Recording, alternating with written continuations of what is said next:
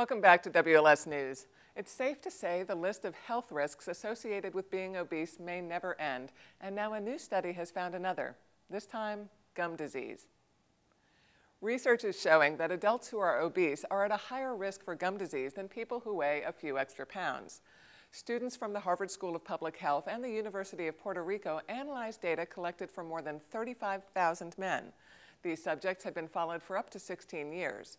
In the beginning, the men were free of any periodontal disease, but for those who developed problems later, statistics were drawn to those men who had gained significant amounts of weight. The study showed that obesity is associated with a 29% increased risk of gum disease over the course of time. Men who are merely overweight only face a slight increase in risk.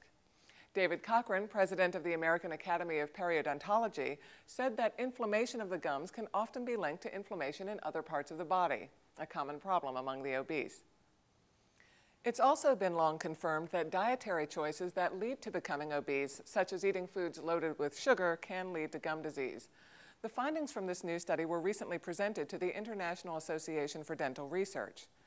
In our next story, there's a hormone we all have called prolactin, but it was recently proposed that those who have too much of it may experience a lower metabolism, among other problems.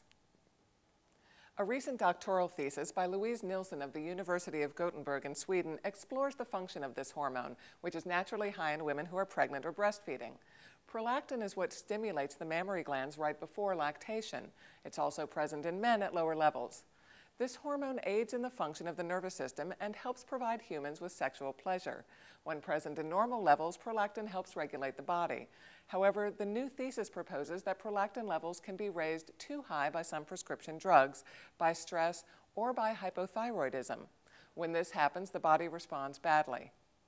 Fatty tissue in both genders may respond by reducing the amount of another hormone called adiponectin, which aids in fat metabolism.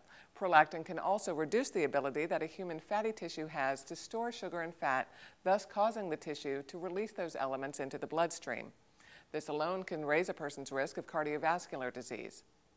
Nilsson's thesis stated more than 30,000 men and women in Sweden may have raised levels of prolactin, and a study from our National Endocrine and Metabolic Diseases Information Service explains that too much of it can be symptomatic of having a tumor in the pituitary gland.